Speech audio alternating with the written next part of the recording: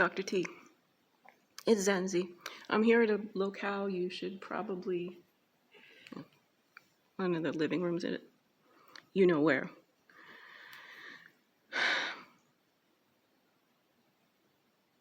I excelled myself at the conference. There were at least a dozen leads. The environmental trauma that has come at me after the conference. I'm going to make Dr. G's list of the most absurd reasons autistic humans die. Public library took away the key to the ADA bathroom.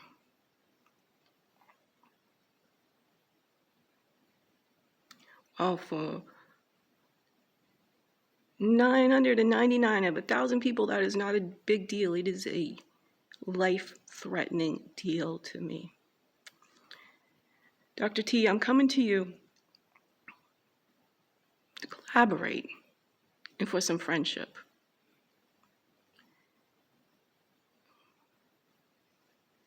If you would be willing to be the one to initiate my adult onset case study, if we could get to know each other in that way, and I think record it, right?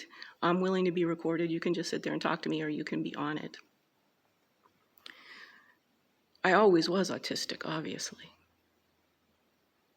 It's gross societal abuse for me to have lived without any accommodations, any help, to have been constantly gaslighted about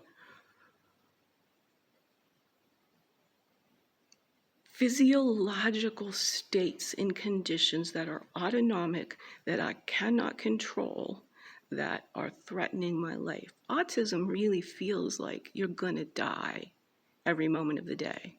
And then something happens to make you feel even more like it, and more like it, and more like it. It's a nervous system attack. It's like asthma in the nervous system. Anybody can have it. Because we're not seeing autism as something through the whole lifespan of a human being, I haven't looked into the data. We'd get the data if we're gonna collaborate, adult onset case study, and maybe a book. I need an Oliver Sacks. And you told me you don't feel you're doing enough. Well, of course you are.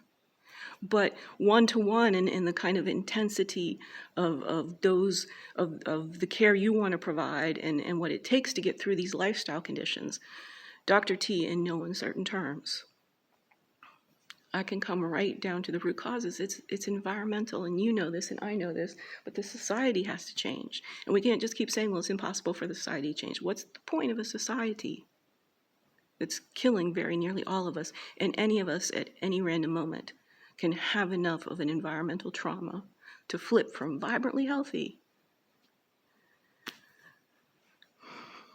to on the verge of death because you can't get access to an ADA bathroom?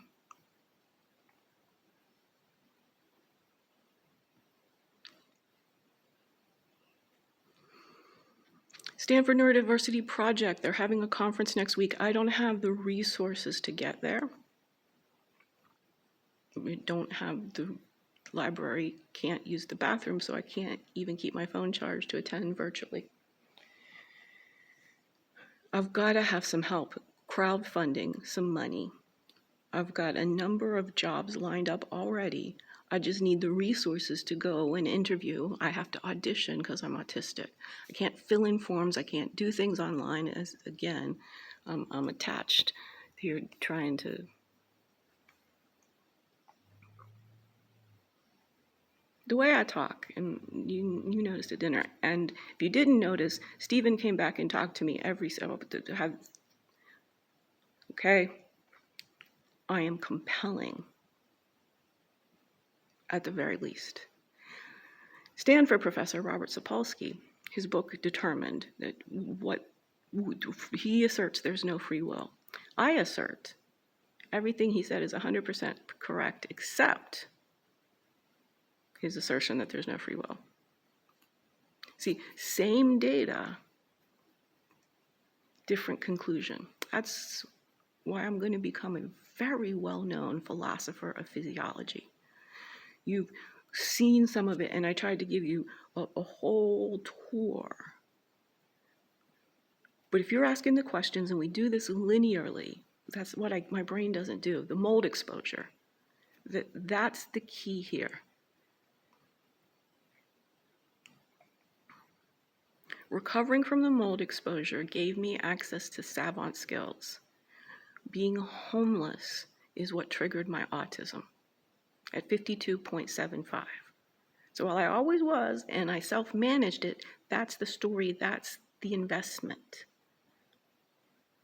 To get me on a stage and writing books and collaborating with people and speaking at conferences, I need an investor. The tip of the iceberg is all of this public talking, which is well paid. I've even got movies and documentaries and such. Underneath the iceberg is the philosophical hypothesis of bioelectromagnetism. Dr. F and I talked a lot about vibration. So he's down with that. Dr. G is very philosophical.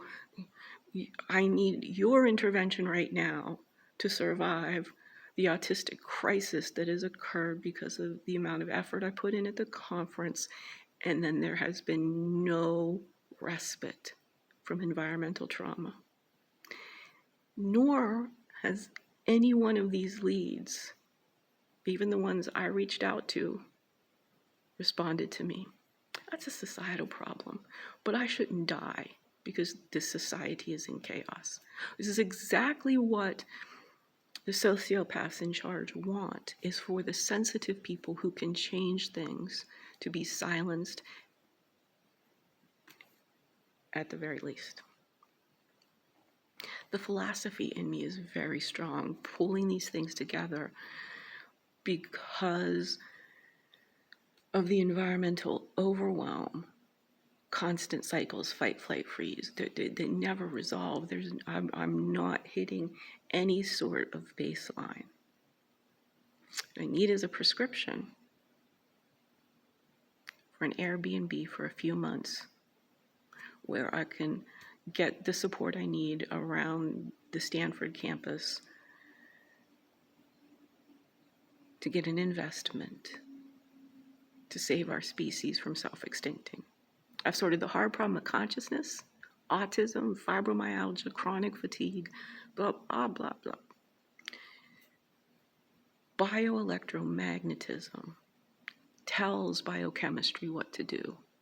As autistic humans sometimes have to tell supposedly typical, find me a typical mind.